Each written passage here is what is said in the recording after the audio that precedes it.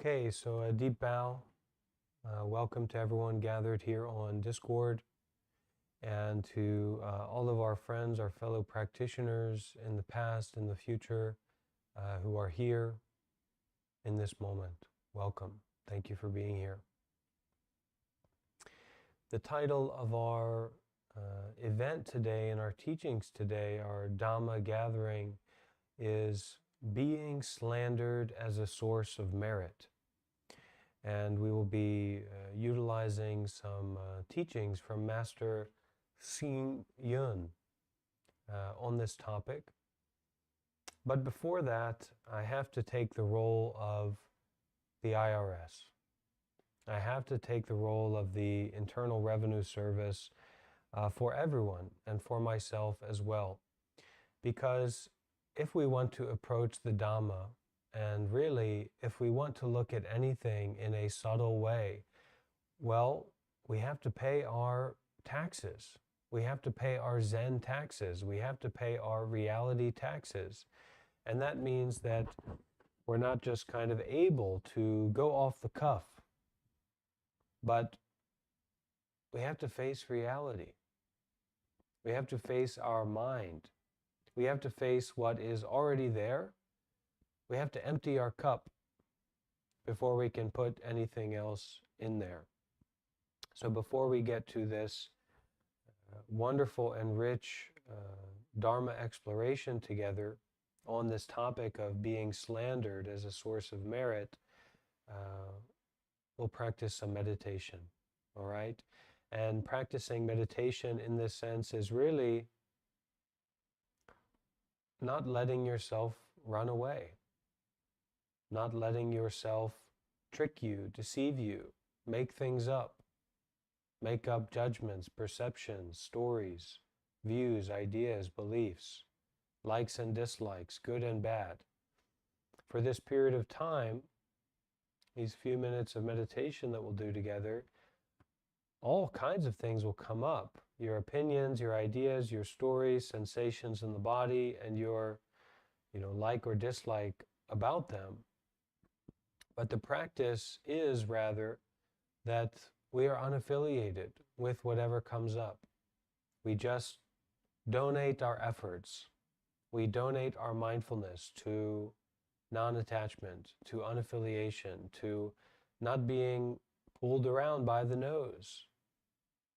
Being the fish that swims in the water and sees hooks everywhere with bait everywhere. And at a certain time we nibble. At a certain time we smell the bait on the hook, but in each and every moment we see clearly, we experience directly that it is not a good idea to bite on that hook. We want to swim and be natural in the water. And if we do bite on the hook, if we do find ourselves being pulled away into some idea, some story, some like or dislike, we come back to just being, just breathing, just seeing, just being here. And that's our practice. All right, so some people don't pay their taxes, so they won't be able to stay with us. But for those who are willing to pay their Zen taxes or their grasping taxes, what this means is that we spend all day. We've spent our whole lives grasping on preferences and stories and ideas and duality. We've fed this habit energy of desire and fear. And we've accumulated a lot of baggage or a lot of effect from that.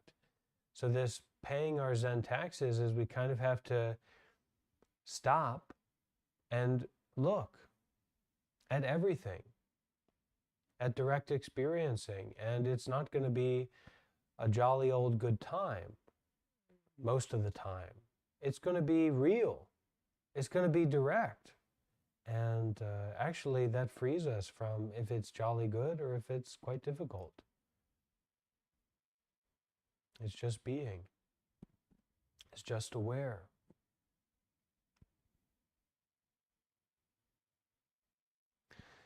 So first and foremost, we can find our comfortable and stable meditation position, whatever that may be for you. And it's good if we can adjust ourselves, because we bring that extra sense of awareness to the body and that intentionality to the body, right? So I'm going to put my body in the meditation position.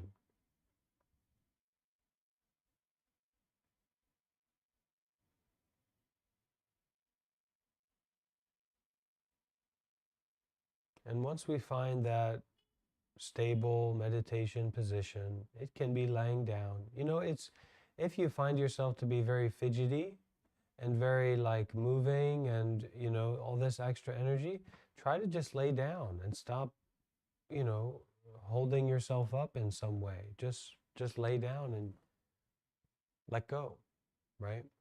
Can be very useful.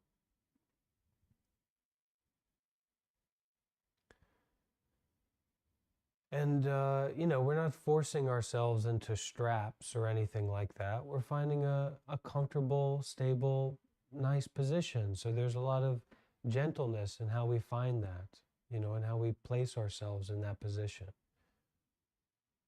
And as we start to get comfy in that meditation position, that position of putting the body down, we can start to become aware of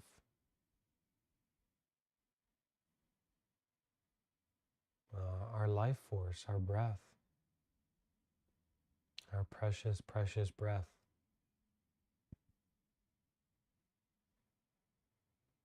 And maybe we start to enter our meditation practice by really starting to feel into the preciousness of the experience of breathing.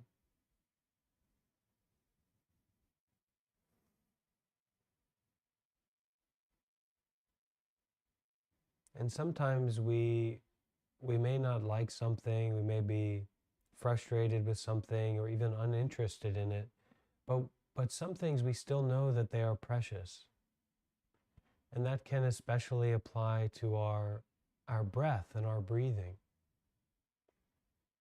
So we may not feel we may not feel relaxed, but the breath is precious, isn't it?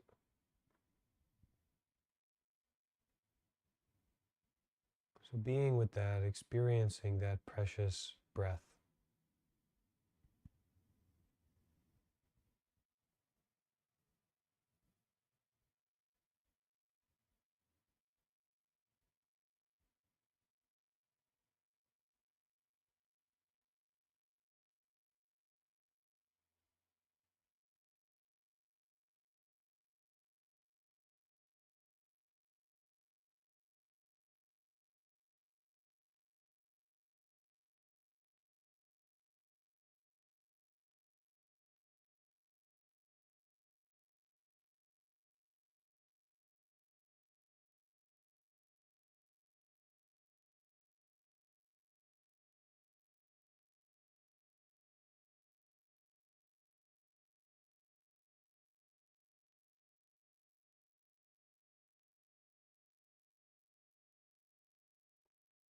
And that noticing of this precious breath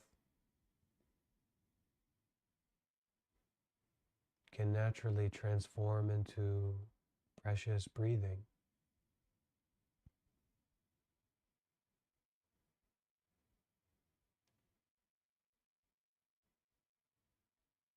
And that precious breathing can open without effort this precious experiencing.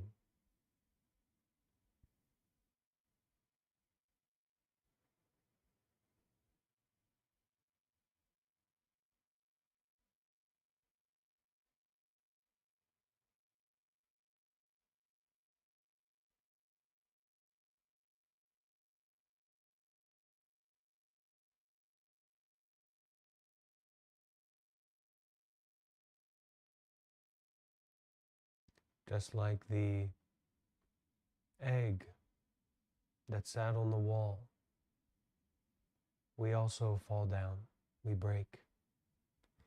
And this precious breathing, this precious experiencing is so expansive that we can fall over and break as much as is possible.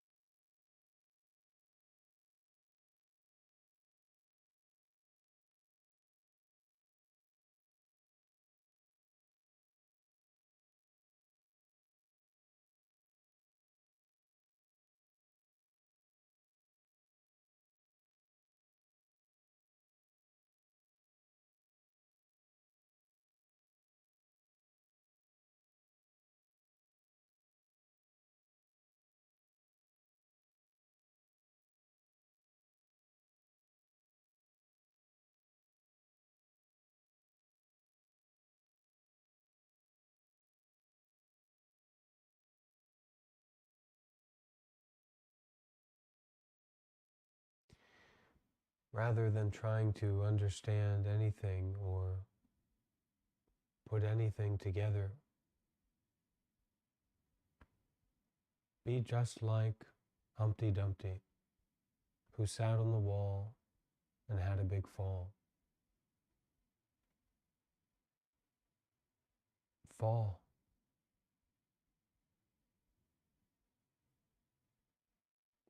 Let the mind fall, let the body fall. Let all engagements, all trying, all efforts fall. And rather than trying to put ourselves back together again,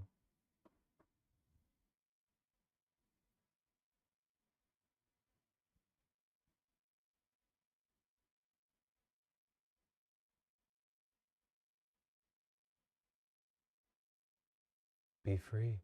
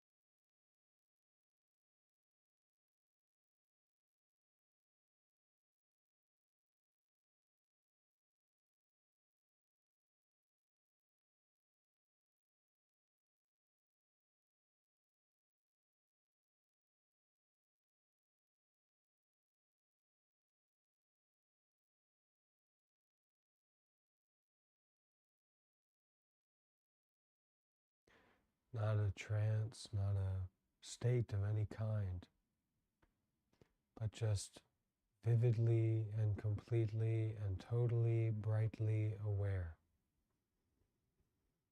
and enjoying this state of peaceful awareness, direct presence.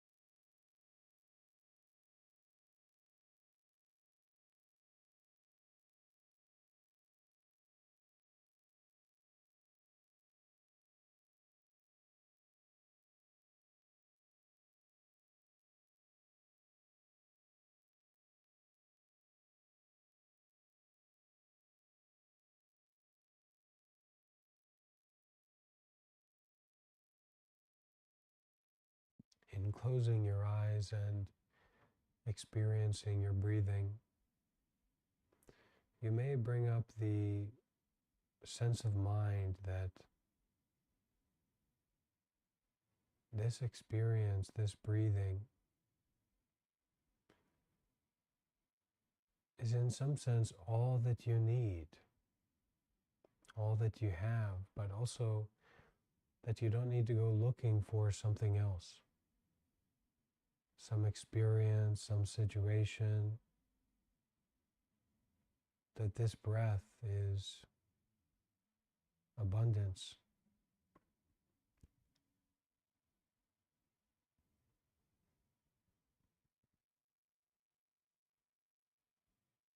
And that abundance is a natural cause for joy, contentment.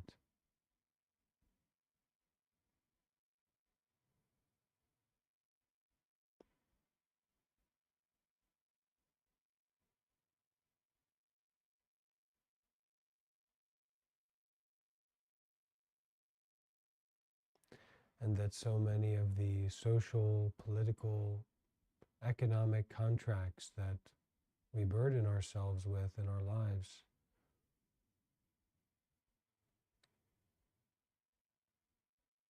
how irrelevant they are to abundance, to peace and joy and freedom.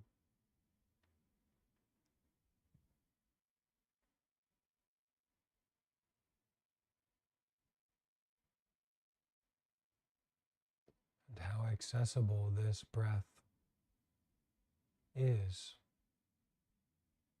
and will always be as long as we are alive.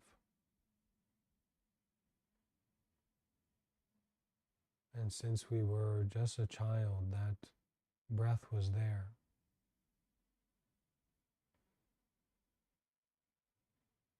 And that even before we were born in our mother's womb, her breath sustained us.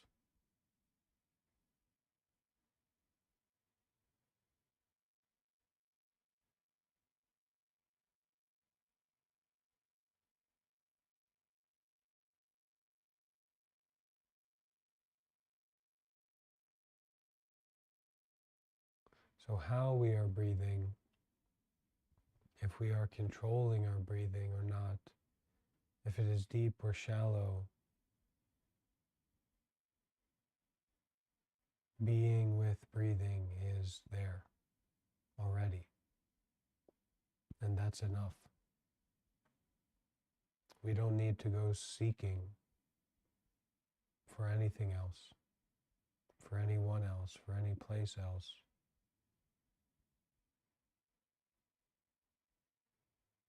This does not restrict opportunities or avenues, but rather it opens up everything. It opens up the freedom not to need to do anything, not to need to be anyone, not to need to go anywhere.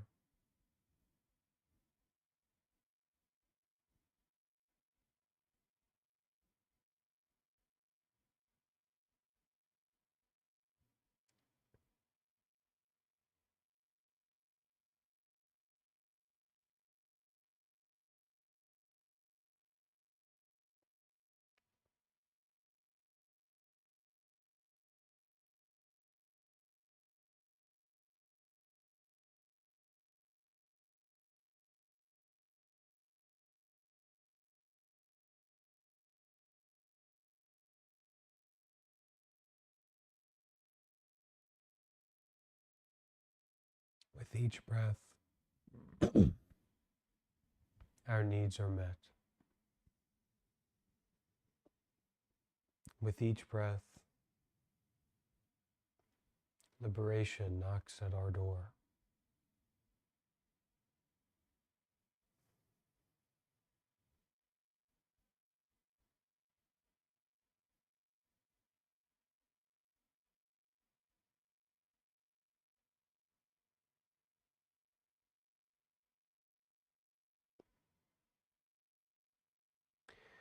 Okay, so we will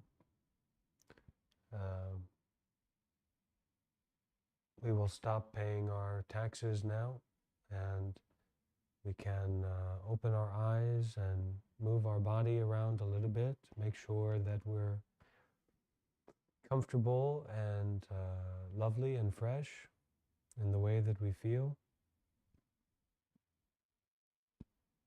It's important we don't ever really make meditation stressful, because it takes a lot of good conditions for us to meditate, to really feel absorbed into our practice. And we don't want to complicate that even more by making the practice something that's stressful. Meditation is to be curious about our direct experiencing, and it is to enjoy it. And when we become experienced or more skillful in meditation, learning to enjoy the unpleasantness that comes up, learning to enjoy how silly the mind is, how easily it is to get stuck or get confused.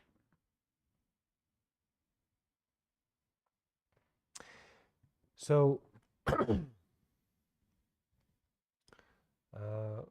we're going to get into some dharma now, some joyful dharma, and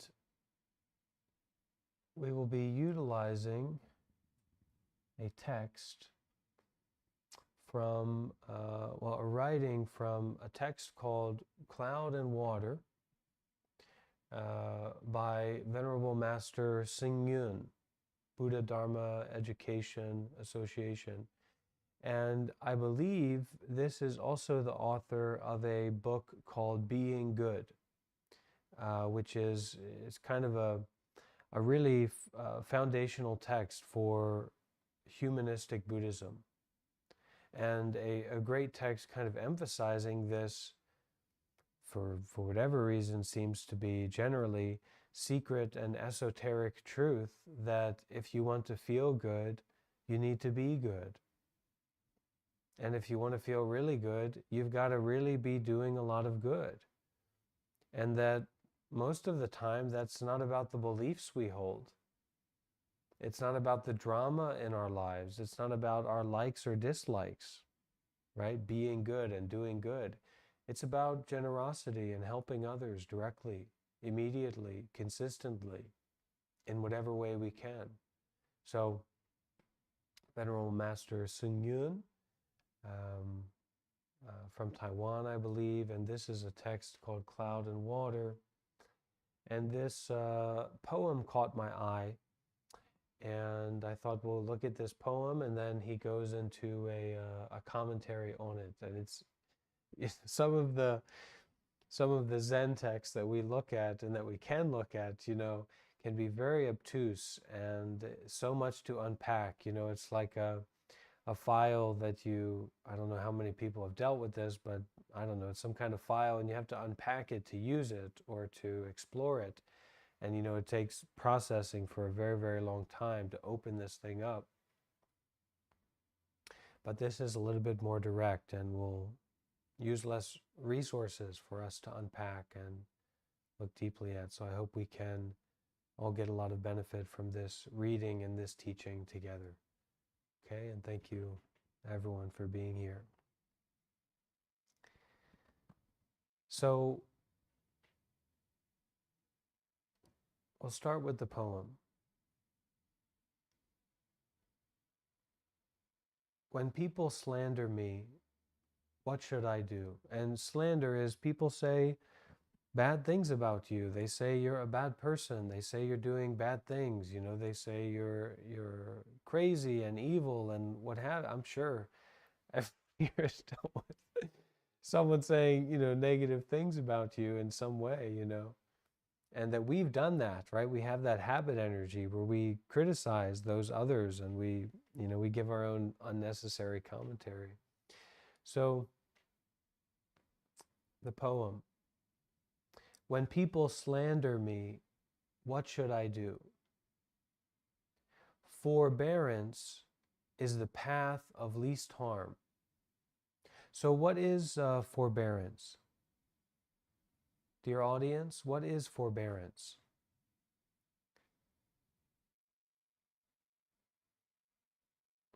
Dear Sangha, maybe better than audience, Sangha. Dear Sangha, anyone know what is forbearance? Kara knows. Go ahead, Kara. Literally stood up. Well, I think it's a sort of perseverance. No, it's to bear before. No. So a kind of perseverance. Anyone else have another one? To bear it, to persevere with it. Yes, similarly to that, to tolerate maybe. To tolerate, to endure. Anyone else? To prepare. To prepare. Forbearance, to prepare. Oh my gosh.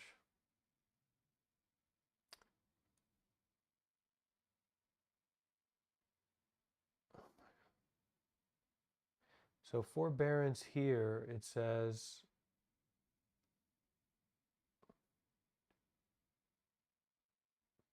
patient self-control, restraint and tolerance. Patient self-control, restraint and tolerance. So knowing how to restrain ourselves and how to tolerate. Okay, let's go back to the poem. Thank you, everyone, and Oxford Dictionary as well. So, when people slander me, what should I do? Forbearance is the path of least harm. Patient endurance, restraint. Set a good example for my children and grandchildren. Follow the gentle, not the violent. Okay, so some initial teachings that are coming out here. So when people slander us, when people say these negative things about us, what should we do? Patient restraint, to endure, to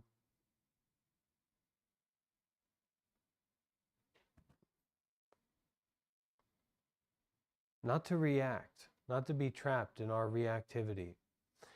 And so forbearance is the path of least harm, patient restraint. And look at this next part. It goes to, I didn't see who said it, but I think this is that part. Set a good example for my children and grandchildren. So preparing for the continuation, not just hyperfixating on that slander, oh, this situation, but that we're not isolated in this, that it's also for our grandchildren, our children, our Sangha, our community, right? The people that will come after us and that will look to us. Follow the gentle, not the violent. And to know how to recognize gentleness, to know how to recognize violence or aggression or maliciousness, isn't it? Follow the gentle, not the violent. And when someone comes after us in a malicious way, right? When someone comes after us in a violent way, well, that can certainly trigger fear, right? And can trigger to run or to hide, or being in this state of fearfulness, right? But what else can it trigger is our own maliciousness, right? Oh, they thought they're going to get me. I'm going to get them even better. So it's not just about that outside person or situation, but it's in ourselves, right? How do we follow the gentle, not the violent?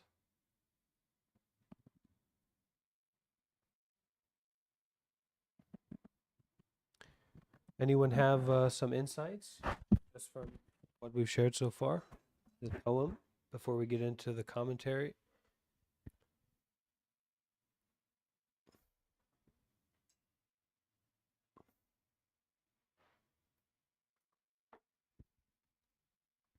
Yeah, another interpretation thought of is to enjoy. I think there's an Ajahn thing somewhere that goes something like, instead of getting angry, you should laugh. So, right, to tolerate well. Yeah, to enjoy. And I think for me, that's like not to take that too serious, right? Like these social dynamics, these political dynamics, it's happening. We've got to be aware of it. We've got to take care of it. But it's not like our practice. This is what we take serious: being in community, helping others, doing good deeds, mindfulness, right? Listening to the Dhamma, cultivating generosity and patience and forbearance. That's serious. That's what I want to take serious. But, drama, have a little bit of an openness about it, right? A gentleness about it as much as we can.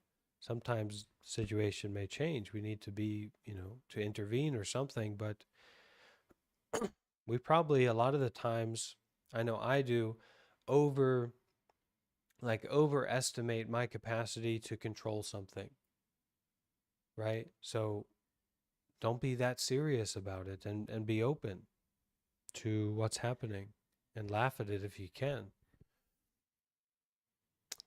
So let's go into the explanation for Master Xing Yun here. And the poem, "When people slander me, what should I do? Forbearance is the path of least harm. Set a good example for my children and grandchildren.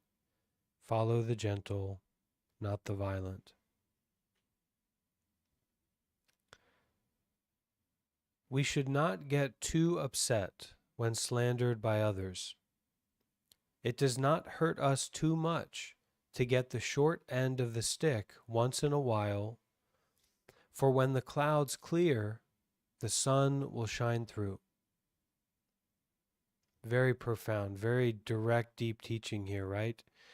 We should not get too upset when slandered by others. So when other people slander you, defame you, say you're bad, when, I think we all consider to be good, right? We want to be good. We should not get too upset when slandered by others. It does not hurt us too much to get the short end of the stick once in a while, right? To go through some difficulty, for an accident to happen, for our car to break down, for us to not get the raise that we want to get, or not be in the position, things not to go the way we want it to be. It doesn't hurt us too much when that happens. For when the clouds clear, the sun will shine through. When this manifestation, when this mental construct, when this physical construct, right, when this sickness passes, when this mental situation passes, the sun will shine through. Clarity will be there. So that's, in a sense, that's why we don't get too upset when we're slandered by others. That's why we don't fixate or get stuck on things not going our way, or a situation being not exactly how we would want it to be. Because when the clouds clear, when our grasping isn't there anymore, the sun will shine through. Clarity will shine through. We need to treat others with sincerity and honesty, thereby setting a good example for the younger generations. Even further, we need to, quote, "follow the gentle, not the violent." We should be reasonable when someone slanders us. Once slandered, it appears we are getting the short end of the stick. This is not true. In reality, if we can be patient and uncalculating, if we refrain from seeking revenge, in time, people will know the truth. Then, the slander not only will not harm us, but will become an opportunity to gain merit. Really interesting idea here. Really interesting. Let's say that again. We should be reasonable when someone slanders us. Once slandered, it appears we are getting the short end of the stick. This is not true. In reality, if we can be patient and uncalculating, if we refrain from seeking revenge, in time, people will know the truth. Then the slander not only will not harm us, but will become an opportunity to gain merit, to gain blessings. Just as the Sutra of 42 sections says,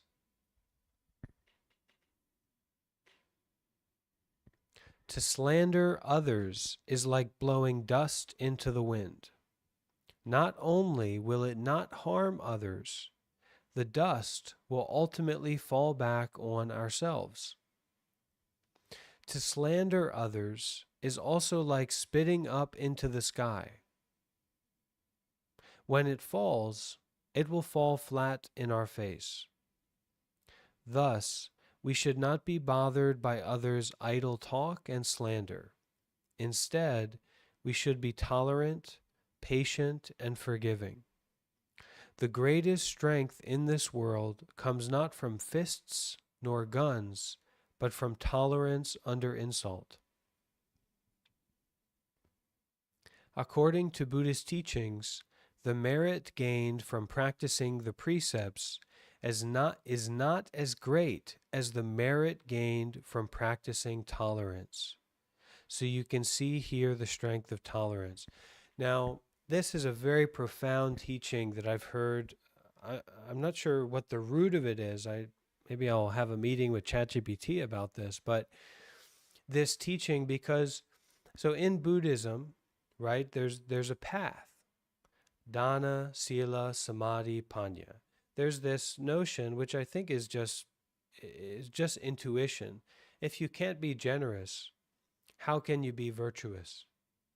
If you only know how to be selfish, if you only know how to focus on yourself, that is, the desires that this body has, the fears that this body has, how can we regulate ourselves?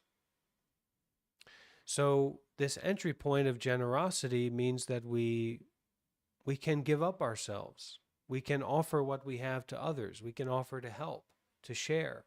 We can relieve ourselves of ourselves in that action of generosity. And then where we really start to kind of get into stepping onto the path or opening the door, generosity is kind of the door, is sila, which is what we call morality or virtue. And this is the principle that if you do good, you feel good. If you do bad, you feel bad. And that this good and bad can be at grosser and subtle levels, right? So maybe a gross level of being good and not being bad is don't kill anybody. And trust me, your life will be better off if you don't kill anybody, right? But when we get to the most subtle levels, we can say it's like mindfulness. And I'm sure some people here have experienced, right? After they practice meditation or after they do something in the realm of mindful walking, mindful breathing, mindful generosity, mindful doing good deeds, we're lighter, we're fresher, and it doesn't last. You know, we've got our karma, we've got our difficulties, but these blessings come, right? These merits come, these good effects from nobody would be here if it didn't work. I certainly wouldn't be here if it didn't work. You know, by doing certain things, we accumulate blessings.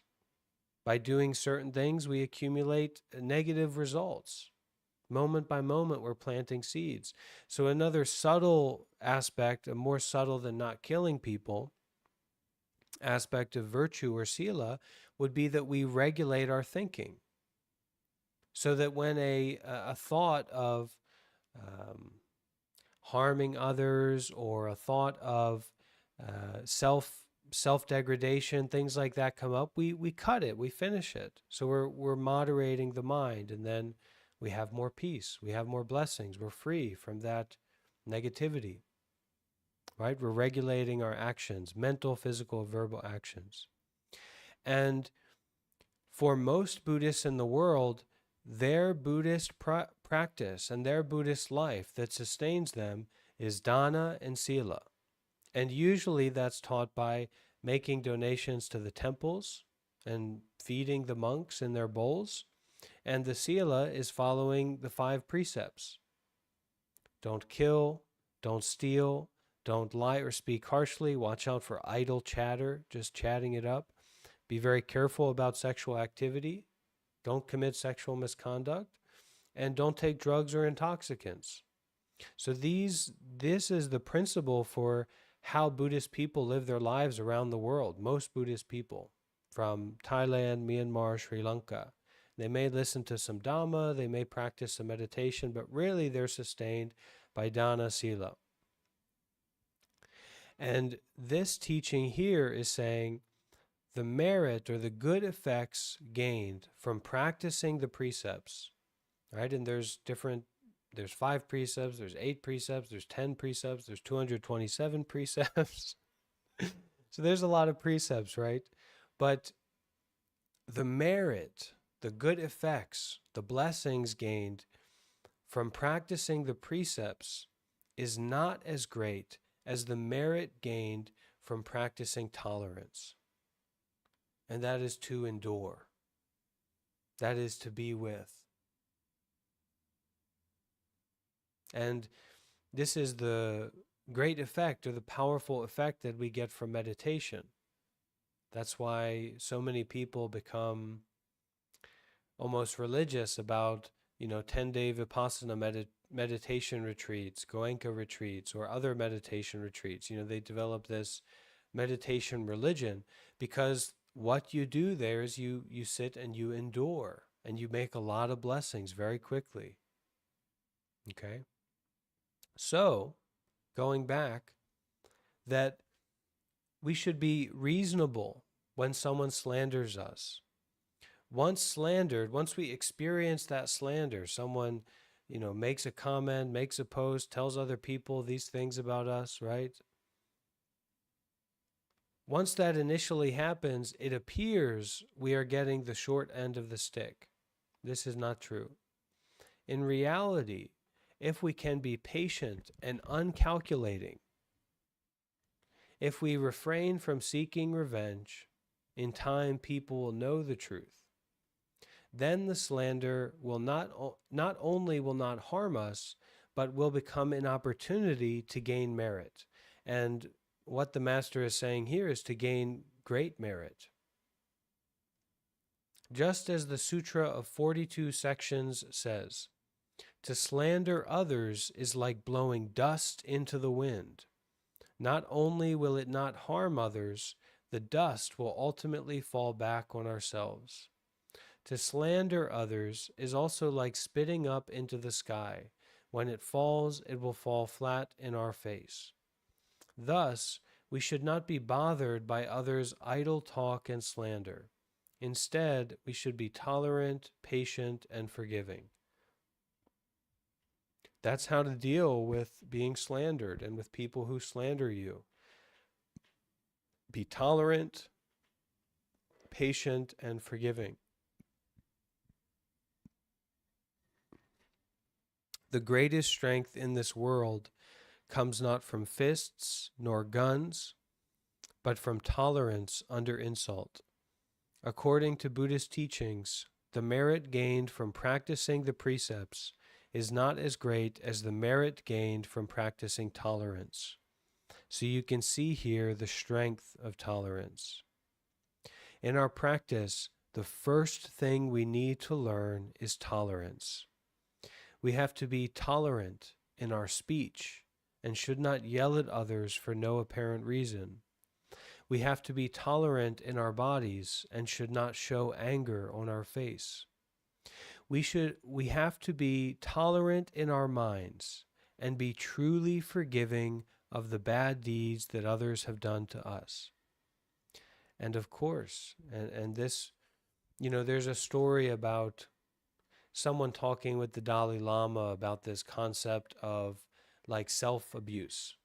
Like I've experienced, like I developed a part of myself that just hated myself and was like torturing myself. There's like a part of me that was beating my own self up. It was an experience like that. And they were talking about something like that with the Dalai Lama, and he didn't understand what they were talking about. I suppose because in their culture, that was just unheard of. That was so rare, right? That they would have been their own enemy inside of themselves. But so I think that's why maybe the teacher doesn't say this here, but we have to be tolerant in our minds and be truly forgiving of the bad deeds that we have done to others, to ourselves, and the bad deeds that others have done. We have to be tolerant and forgiving. Tolerant is to endure, to experience it, to not try to hide away from it, to not try and get away from it, but to endure it, patient forbearance. And we have to forgive, period. We have, for that real forgiveness it's not to forgive and forget, it's deeper than forgetting. It's the insight of impermanence embodied. It's beyond forgetting. That's real forgiveness. So in our practice, in our spiritual practice, the first thing we need to learn is tolerance. We have to be tolerant in our speech, tolerant in our bodies. We have to be tolerant in our minds and be truly forgiving of the bad deeds that others have done to us, the bad deeds that we have done. If we can do this, we set a good and invaluable example to the younger generations. And the deeper we go in our practice, the more responsibility we have. You cannot get around that. And you can make it to just be the responsibility inside yourself, because now you're going to have a kind of a deeper position or a more authoritative position about your mind and body, because you've endured, you've faced, you've entered into this realm of reality, whereas before you just distracted yourself. So we can go into situations where that responsibility is just internal, but actually, as we take more responsibility for our own body and mind, that responsibility goes outwards. We're talking about the children in Myanmar.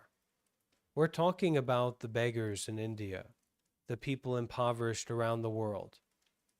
Okay? The sick people in Tanlin. And we may find the more that we stabilize and peacify our own mind and body, we will notice how suffering people are. And we don't really have a choice to not notice that anymore. So we learn that we have to set a good and invaluable example to the younger generations and to everyone. And that means we learn how to hold ourselves accountable in a really meaningful way. And that doesn't mean we're harsh with ourselves, but that means that the forgiveness that we practice, the tolerance that we practice, is wise forgiveness, wise tolerance. We learn from our mistakes. And we forgive in such a way that we grow from our mistakes.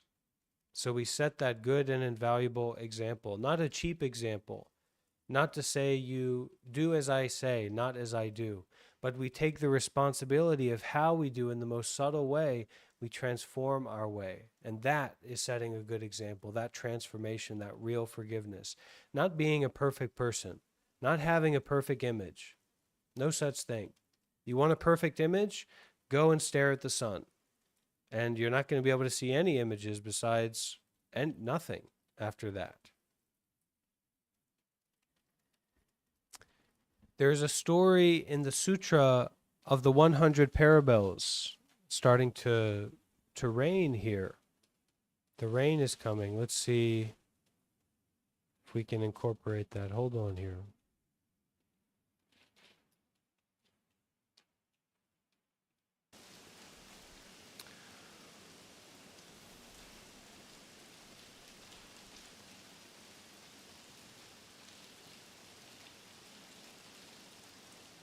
Okay.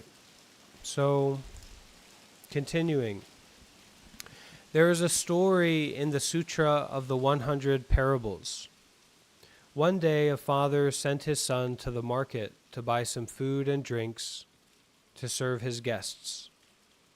When his son did not return for a long time, the father was getting worried and went out to look for him. He found his son standing on the street, staring at a stranger. The father was puzzled and asked him why he stared so. The son told his father that since the stranger would not step aside to let him pass, both of them decided to stare at each other to see who would give up first.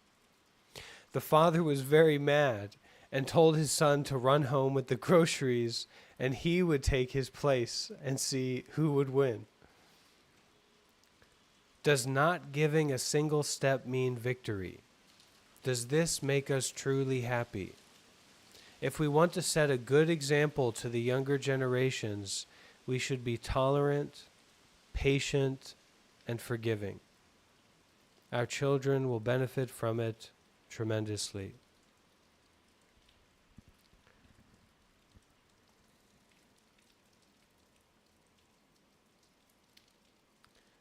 Okay, so we'll open up the space now for questions and clarifications if anyone needs any. And this may be a book that you might want to get. And this book is titled Cloud and Water by Venerable Master Xing Yun. Cloud and Water. We may use this book a little bit more in the next few days. May go through some more teachings from it.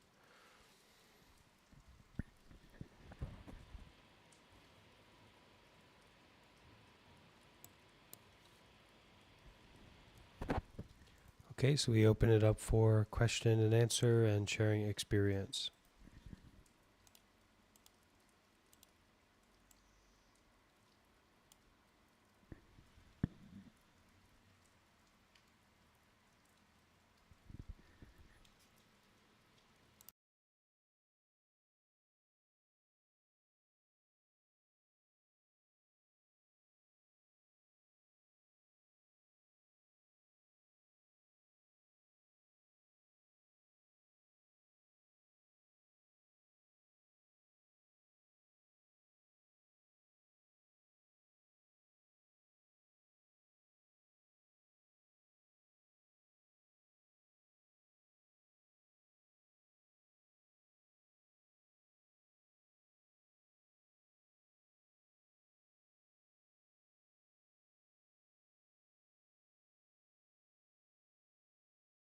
I really enjoyed that poem. Uh, also, clouds and water. Interesting. The train came somehow.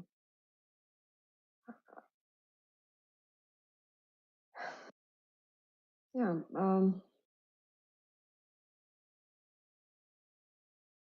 I guess I have no comment other than that at the moment. So thank you. Well, it's quite insightful in a certain way, isn't it? Clouds and water. Curious. Very curious. Hello, Vande.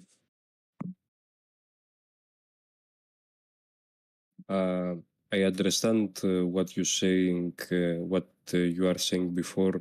I was experiencing a similar situation that I was cursing myself, because I had every time in my head the opinion of others, because the way I speak, I have very deep voice. They was calling me some kind of names, because of that. And I am still experiencing violence in my working place. But I think that you answer all my questions about forgiving and stuff and how to forget, and more deep on it. So all I was to say is a big thanks.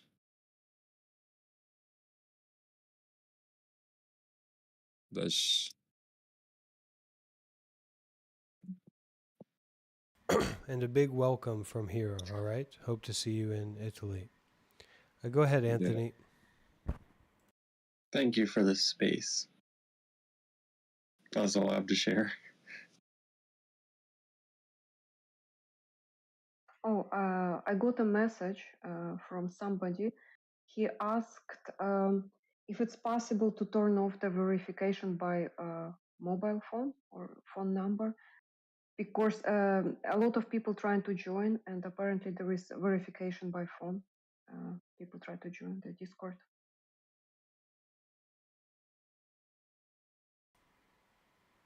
Yeah, it's possible. It's certainly possible, but you know, really the heart of our community is always shared and live streamed. You know, so those people who do want to get involved and participate, they can also join through the live sessions. You know, that is always open and accessible, and that's not to say we can't change the security settings, but this space is vulnerable and sensitive.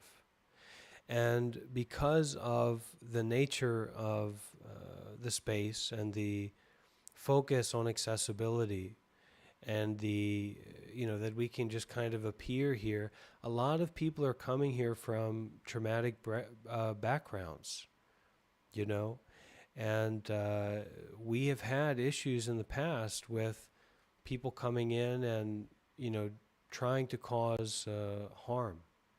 You know, and I'm not saying that this person is that, but really the heart of this space is shared freely on YouTube, you know, and if people want to get more involved, then they can do so.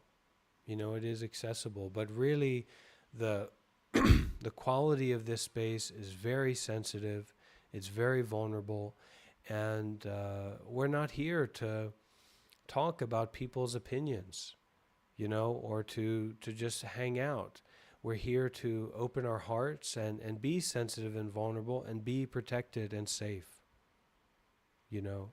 So that's why it is like that at this time, you know, just to be careful. And, you know, I don't even want to speak about some of the things that have happened in the past because you know, really upsetting. And I do my best to protect the space as much as I can because we're here to work. We're here to practice. You know, this is what we're here to do. And if people want to join that, they don't need to be in the Discord to do that. And just something to keep in mind.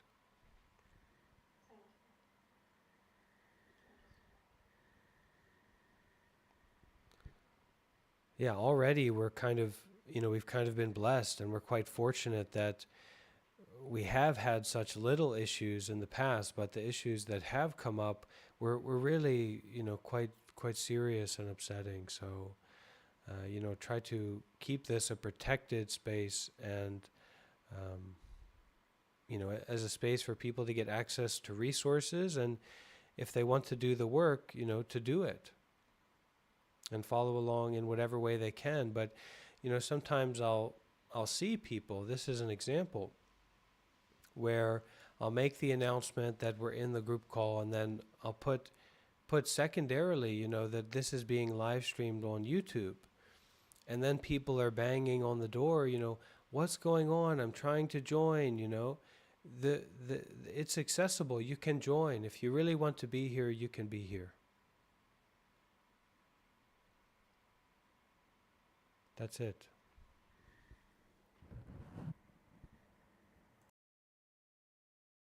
Not, you know, most other teachers and groups are not offering this level of direct, you know, intimacy that we have here, you know, this accessibility just to pop in, you know, a lot of, and if they are, they have a team of moderators. They're doing it in a very specific way.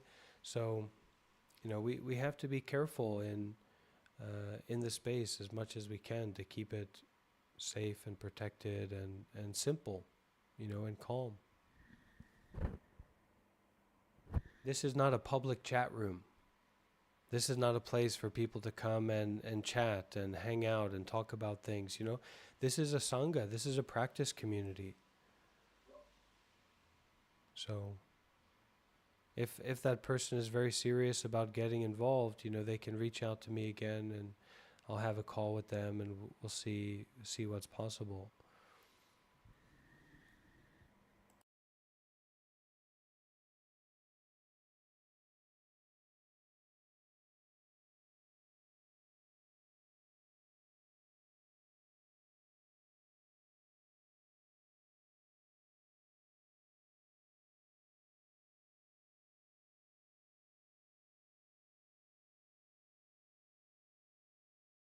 Sort of the poem. I like the balance of both the the directness of things like the the bearing, the tolerance, but also the softer side of the forgiveness. This sort of yin and yang that is always that balance that is always nice to have. Reminds me of sort of like Ajahn Brahm and his kindfulness. He never teaches mindfulness; it's always kindness with mindfulness. So yeah, I like that.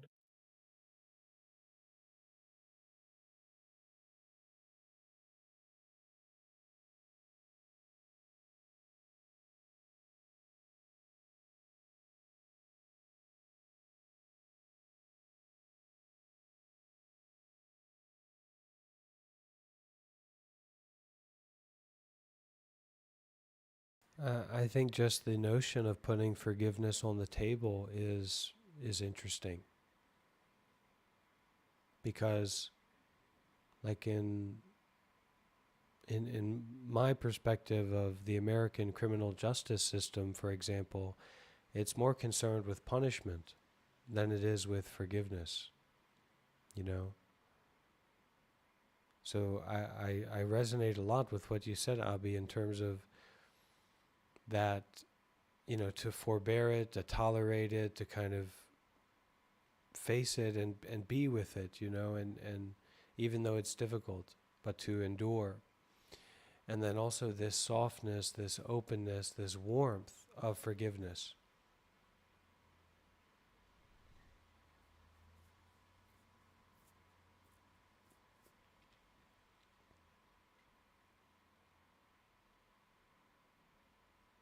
That's one of the reasons I love Guanyin Bodhisattva or Avalokiteshvara so much, because for me she represents that very deep and profound quality of forgiveness, just complete, total, ultimate forgiveness, and that's very valuable to me. I want to be forgiven, and maybe in wanting to be completely forgiven, kind of just washed and renewed in forgiveness, maybe a way to bring that to myself is by forgiving others completely. Going into that state of I forgive you.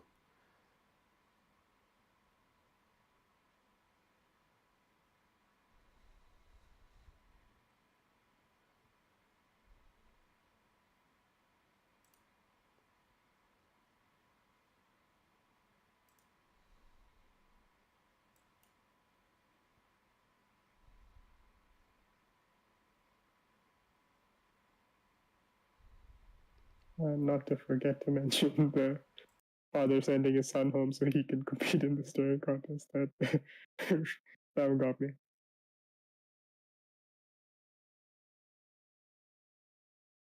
And this also, speaks to a certain truth that these things are learned and passes on. There's this condition.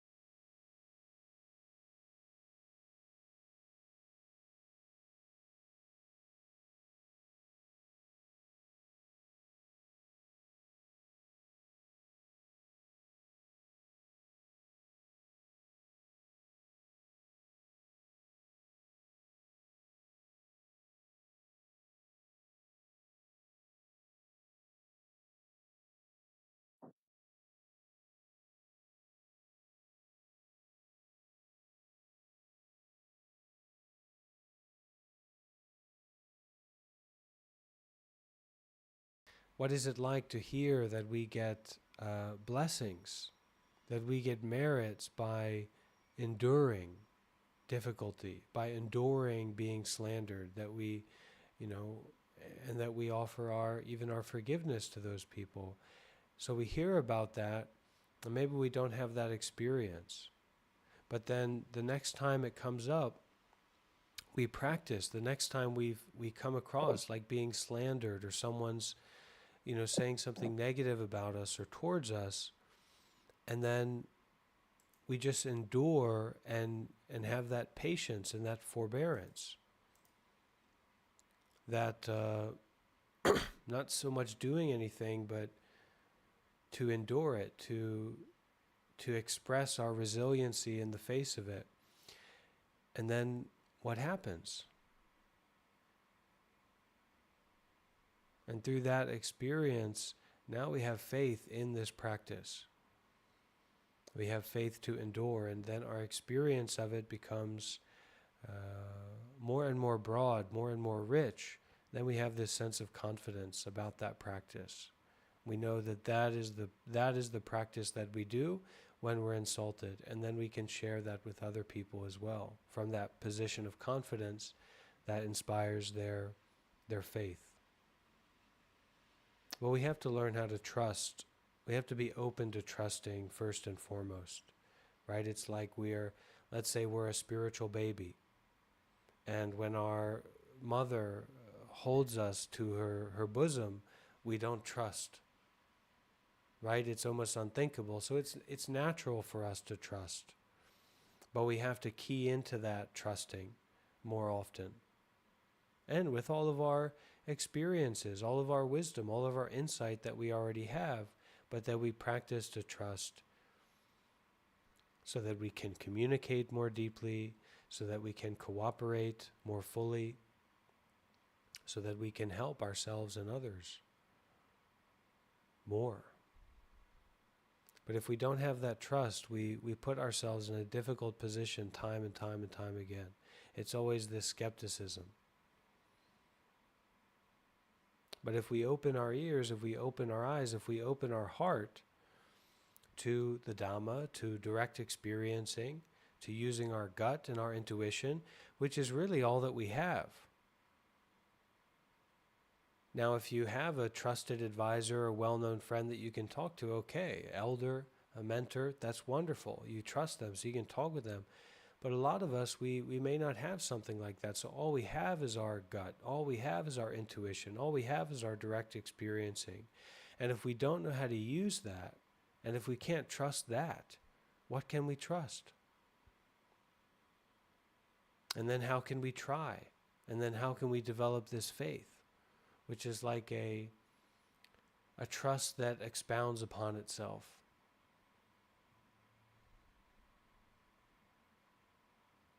A trust that supports itself.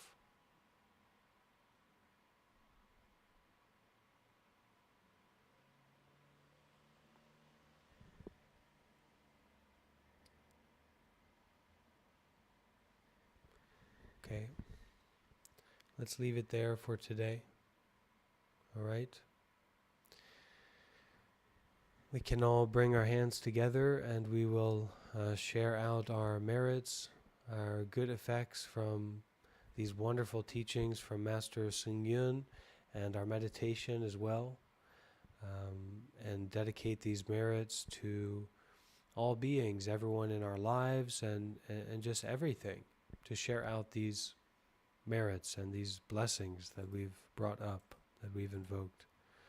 Okay, and please feel welcome to unmute your microphone here in Discord, and you can repeat after me. It's great to hear everyone's voices when we do this.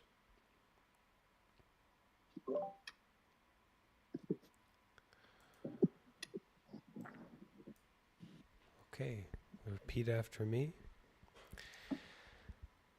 May all the merits that we have done till now May all the merits we have done be dedicated and shared out towards all beings. be dedicated Be dedicated and shared out all to beings. all beings. May all beings rejoice in and share in our merits. May all May beings all rejoice in and and share share our merits. May our merits be received by all beings instantaneously. May our merits be received by by all beings. May it be, May it be. may it May it be, be. may it truly be. May it truly be. And we'll finish with 3 sadhus, which means well done, good job, wonderful, let's do it again. And we can harmonize with that. We can all harmonize with these sadhus, okay?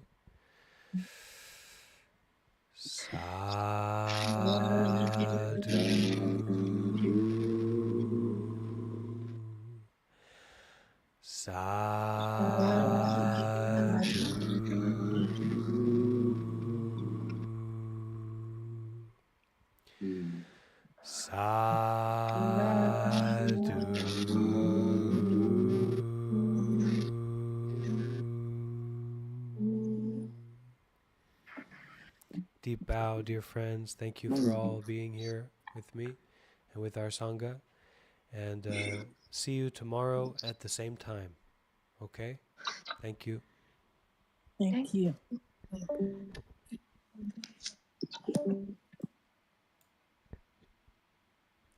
And all of our YouTube friends, don't forget to leave a lovely like and a friendly comment or share and help more people online come across our wonderful Sangha and these wonderful Dhamma teachings in the tradition of the Buddha and in the tradition of Sayadaw Otamasara. And let's continue.